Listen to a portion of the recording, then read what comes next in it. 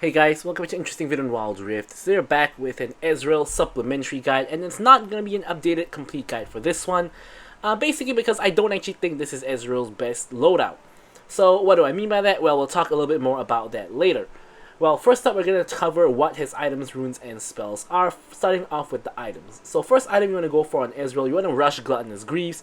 Now, you could argue that going for Tear earlier or Sheen earlier is better, but I think the biggest early power spike you can get is pretty much going to be the Gluttonous Greaves, because you get the AD and the Omnivamp, and Ezreal does do a decent amount of magic damage, so just getting an early Gluttonous Greaves is probably just the best way to go in general. And then you go into Mana Mune, which of course is going to be an item that evolves into Mirror Mana, gives you the mana, gives you the extra damage on your autos as well as on your abilities.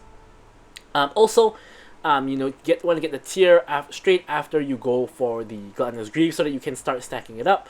And then of course we go for Triforce, which is going to give you the health, AD attack speed, not too important the attack speed, but ability haste as well as of course movement speed, and most importantly the Spellblade passive, which is going to be able to proc on your Q as well as in between your other spells, just for the extra bit of damage. Now something you can do in the early game is you can actually go for Sheen. This item costs 800 gold. In the early lane, so what you can do, you get Gluttonous Greaves, and then you get Tear, which is this one, and then you get Sheen, which is this one. That's going to give you basically the biggest early game spike while letting you stack your Mana Mune at the same time. So next item generally is just going to be Riftmaker. Only time you want to basically go for something else, that being Blade of the Rune King, is if the enemy team has like 3 tanks or something like that, then going for Blade of the Rune King is probably going to be better. Because it gives you of course the current health on hit damage on your autos as well as of course your Q. The rest of the stats is just pretty nice on board. The Drain passive is nice. Of course, Physical Vamp, Attack Speed, and AD are nice, but not the most important. But if not, you want to go for Riftmaker as a third. And the Light Riftmaker, which of course is a buff to Ezreal, gives you of course the health, AP, the Magic Pen, Ability Haste, but most importantly we have the 2 passives, the Omni Vamp, as well as the Void Corruption. And of course with the Void Corruption now you get increased 10% damage over 4 seconds, so that's going to be very good for Ezreal, who is generally going to be in fights for a long time. And of course we have an armor penetration item, Seralda's Grudge, which is going to give you the armor pen as well as the slow. Now you can actually swap this out and go for a Maul Reminder instead if the enemy team has a lot of healing and you need anti-heal. This is a perfectly viable item on Ezreal as well, but by default I'll just go for Seralda's Grudge unless I need the anti-heal. So for the runes in this gameplay, we go for Press the Attack, or rather Empowerment as it is known in Wild Rift, which I think is the first gameplay we have on this channel with the new rune. But basically the main reason why I don't think this is his best build is because I actually think Conqueror is better. We're going to cover that in a different video. But this one, basically what it does is after you attack them 3 times, you will deal a little bit of bonus damage to them and make them vulnerable, which increases the damage they take by 8% for 6 seconds, and you will do some extra true damage. So next up we have Brutal, because Ezreal does auto attack quite a bit, as well as his Q can proc Brutal, and Giant Slayer in general because it gives you the most value, or you could also go for Coup de Grace if the whole enemy team is squishy. And here we have Bloodline for more Omnivamp, because Ezreal doesn't really need so much attack speed. You have enough from your passive as well as from your items like Trinity Force or Bork. And here I like to go for Bone Plating. We don't really need other runes like Hex Splash, for example, because we already have our E, don't need that much mobility. So Bone Plating I think is the highest value rune here. And for the spells, Flash and Exhaust pretty much 100% of the time. Of course, Barrier and Heal also possible, but you know, Exhaust is just so OP, why not, right? So with all that said, let's now move on to the gameplay itself.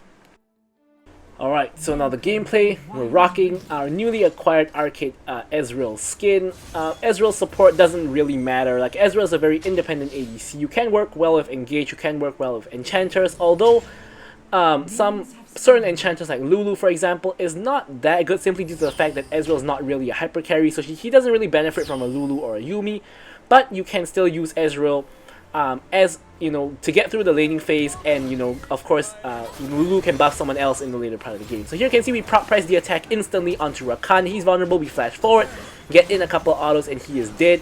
Here we are going to exhaust the Kalista. Kalista does quite a bit of damage with her E there, but we are able to survive on 1 HP. The Seraphina is able to trade back onto Kalista, and Kalista does take quite a chunk of damage, honestly. He's getting zoned off the minions. I'm trying to land some poke, but she is really far away. So here, I was initially thinking of just backing, but then I realized that, you know, the fruit's probably about to spawn, so we probably want to just stick around with the fruit, you know, and keep up the pressure. So this is what press the attack is really for. It's really, really strong in the early game, such as here where we caught Kalista and Rakan binding in the bush. But here, really strong in lane. It completely destroys people in lane. Like, you can see the insane damage we did to Rakan with the burst and then followed by the extra vulnerability. So really the reason why I like and hate press the attack at the same time is it is a very, very dominant lane in rune. Like, you really destroy people in lane with this rune. Like, people cannot really fight you when you have this rune in lane. However, that's the greatest strength, but that's also the greatest weakness, because this means that when you get out of lane, it is going to be not a very strong rune. Like, compared to Conqueror, Conqueror is going to be way better in team fights and way better in the later stages of the game, because it's going to give you a lot of AD and Omnivamp in the later team fights, whereas with press the attack, or rather empowerment, I'm just going to call it press the attack, with PTA, you do get damage onto that one single target in a team fight, which is most likely going to be the tank, because he's normally going to be the first person you focus. Not too useful, but it's not useless. But with Conqueror, you just get bonus stats, which is going to work against all of the enemies, which is basically, you know, just good, right? So here, Seraphine pretty much just kills Kalista on her own. Here we proc empowerment on Rakan again and finish him off once again. However, one of the benefits of empowerment, of course being strong in lane, is that if you snowball in lane, you might be able to snowball to a state or that you basically are so ahead of the curve that in team fights, you simply just win them based off of the fact that you are, you know, really, really fed. So that could be an argument as well. Like here you can see we already picked up 2 kills. Didn't get the assist on the Kalista kill, unfortunately. But here you can see we're taking a 1v1 fight against Kalista. That never really works out. Ezreal definitely does not win 1v1 against Kalista, so we're going to have to back off just a little bit. But yeah, so if we get super duper fed, you know, by the end of laning phase, there is an argument that empowerment might be the best rune for, you know, Ezreal or other champions that have PTA as an option compared to some other rune, right? So there is an argument for that. But personally, I think Conqueror is just more consistent, because with PTA, you do have to get ahead in the early game to be able to make good use of the rune, which I think is always going to be more risky. Now, on some champions, let's say Draven, for example, this might be the way to go, because Draven wants to snowball anyway. So it plays into Draven's identity of having a strong early game and wanting to snowball. Whereas, of course, Draven also has options of Conqueror or Lethal Tempo, so it could make sense for Draven, but on another champion like Ezreal, for example, could make sense as well. Which definitely is working out for us in this game, but I think just in general, because of consistency, I think it's probably not the best option. So here, enemy team takes a very aggressive trade with Seraphine under the tower, and they pay for it with their lives, because I get back to lane in time to save my Seraphine, and also pick up 2 more quick kills, again with the help of Press the Attack. So, you know, is Press the Attack as a rune good? Well, I think it is good. I think it has its place in the game. Compared to Kraken Slayer, is it good? Well, Kraken Slayer, you can proc it more consistently with, you know, every 3 attacks, whereas Press the Attack only procs onto 1 target, but that 1 target is going to take a lot of damage. So it's a little bit of a trade-off, right? Here, I make a really big mistake by being too greedy for a tower plate, and I get caught by Riven, exhausted, knocked up, and just completely destroyed. Completely deserve to die there for sticking around for so long at the tower. So I do end up going down here. Kalista going ham, chasing Seraphine over the wall and nearly actually killing Seraphine, but didn't quite have enough damage there. But yeah, so overall, I mean, no real point comparing PTA to Kraken Slayer, right? Because Kraken Slayer is already out of the game, it's already been replaced. But of course, there's going to be a common comparison since it did replace Kraken Slayer. So overall, I think PTA versus Kraken Slayer, pros and cons, similar rune but pros and cons. PTA versus other runes like Lethal Tempo or Conquer. PTA is just more lane focused, whereas Conqueror or Lethal Tempo more team fight focused, so it kind of depends on what you're looking for. For most ADCs in general, I would think that PTA is the worst option, because in lane is not really where you want your power budget to be as an ADC. Of course, on some champions like maybe Lucian or Draven, this could be, you know, different. Finally grabbing that plate that I missed out on just now. But, you know, some of them do want strong lanes, but I think most ADCs probably rather have a stronger team fight than a stronger lane. But yeah, it's kind of a little bit about personal preference and a little bit about, you know, which is just better in general. So here we talked quite long about the runes already. Let's talk a little bit more about the gameplay. I mean, it is another Ezreal gameplay, and we have done a number of Ezreal gameplay videos across the years on this channel, using the ulti to wave clear and get a little bit of poke. So looking at the game state now, we're 4-1.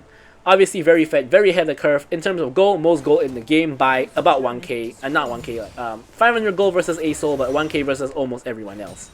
So definitely ahead of the curve, definitely doing well considering we have pressed the attack, and we're definitely making good use of the rune. We have mana immune completed, no mirror mana yet. We have a sheen in the pocket. We of course have our boots, which is the first item we got. So definitely in a pretty good state overall. Definitely, in the driver's seat at the moment. Kalista's going ham again. Here, Pantheon is able to engage onto Rakan. Rakan gets saved by Kalista. Kalista's 1 HP. I'm tanking tower, so I'm kind of just waiting a little bit. Here, I end up getting the kill here. Seraphine leaves tower, so I end up tanking again, but I am able to survive, because I'm pretty much at full health. Another fight breaks out, Riven comes over. I nearly have PTA on her. I actually proc PTA, but she doesn't quite die. I'm able to land the Q for the kill, and I surprisingly don't die to ASOL because Orianna actually body blocks for me, which is thank you Orianna for that. And we also are able to finish the ASOL, well not exactly us, but our team is able to finish the ASOL under tower. So overall very successful tower dive, 2 kills and 2 assists for me in this scenario. Beautiful for both me and my team. Of course, you do want your team to pick up some kills as well. Orianna, you can see, also getting very, very fed, just slightly behind me in goal. Love to see it when your teammates get fed as well, and you don't have to solo carry the game. Always a good thing. So here, we're just rotating to mid, while Orianna goes top to cover. Here, unfortunately, because of the Herald, we did lose mid tower already, so it's a little bit dangerous because we don't quite have a tower here, so we do have to hang back quite a bit. We can't really walk to the middle of mid lane, and here I'm pinging that ASOL is missing because he might be roaming top to gank Orianna. So here I'm hovering to the right because I think enemies are on the left based on what I saw of the vision just now. So of course you always want to lean towards the side that enemies are not, unless you're trying to bait a play, then of course you lean towards the side that the enemies are actually at. But here, I believe we have Triforce completion. Yes, we do. So we're going to back, and we are steadily charging up our mana immune. I think we're almost there. Numbers are pretty small on the scoreboard, but I do think we're almost there. I think we're in pretty good shape. So here we are going to hit over to the bot lane to try to help our team, where a fight looks like it's about to break out. Warding over the wall to kind of check. Enemy team is now running away, which basically means that we can try to go for this tower. So I'm trying to get the tower. We have both Seraphine and Pantheon to cover. The Wukong gets caught by the Seraphine ulti, and we are able to finish him off. Riven now comes straight at us. She gets exhausted by me, and we finish her off with a Q straight to the face, point blank range. And we're going to finish the tower as we initially intended. And yeah, so in the meanwhile, you can see Kalista is free firing onto the top tower. I'm trying to ping assist to try to get Pantheon to stop her. Because she will get that tower, and she will get the bounty on the tower. Yep, there she goes. Pantheon ults, but isn't able to stop her in time. Is able to punish her, though, and kill her for getting that tower. But the enemy team is still able to get the bounty. Of course, we were making a play on the other side of the map, so really hard to avoid the enemy team getting the bounty. So it is what it is. And we're still in a really solid spot in the game. Even have double buffs with us at the moment, trying our best to charge up the mana immune to get to the mirror mana as quickly as we can. There we go, right as I say it, we actually get to the mirror mana. So here we have both the mirror mana as well as the Triforce. We're in super fed territory with 9k gold. My team finishes off the Rakan, and I'm just going to start up the dragon while my team make their way here. And yeah, my team is pretty much ahead in every position except top, where Wukong is winning against Darius with his first strike lethality kind of build. Here we're actually chasing, we get the ASOL, dodge his ulti knockup, but we of course still get hit by the AoE. The stun comes in from the Pantheon as well as the charm from the Seraphine. Riven is running straight at our team, we can't let that happen, killing her with a Q, picking up a triple here. And Wukong trying his best to defend the wave in the mid lane, but he can't really do anything against one entire team.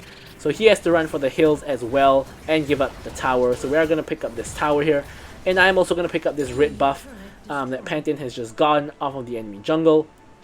So pretty one-sided affair, to be honest. But some games just go like that, and I'm not going to complain about it whatsoever. You know, I like these kind of quote unquote simple games from time to time. I mean, no game is really simple, right? Like, even though we are doing like really well now, we're 10k gold up, you know, throws always do happen, so you can never really get too overconfident. You know, even when your team is very far ahead and you are very far ahead. Of course, technically, this being a replay, I already know the outcome of the match, but you know, assuming you're playing the match live itself, you definitely can't take the outcome for granted whatsoever. So yeah.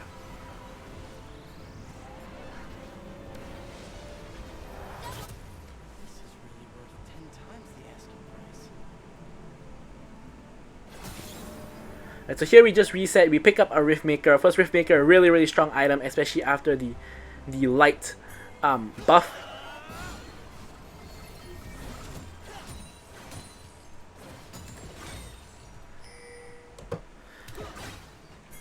And yeah, so now we're pretty much ready to do Baron on spawn as a team. If my team actually wants to do it, because we're so far ahead. Like, if you're this far ahead, honestly, you can kind of just do Baron on spawn if you know your team wants to. You don't even have to kill anyone. Although we actually kill 2 people. Could be 3 or 4. Ezreal gets caught. Ezreal dies. Rakan is running for the hills. He dies as well. And yeah, so completely destroy them. Instead of going for Baron, just going for inhib. And not quite sure if we probably can't end because like they still have Nexus Shield. So you know, we do get an inhib. So on the next push, we can probably end. In fact, we're even just trying to focus down Nexus Shield. Now Riven gets exhausted. She dies. She's gone. And yeah, I actually think we can end. So the enemy respawn about 5 seconds, but we're gonna focus the Nexus as 5 men, and we actually get the win here.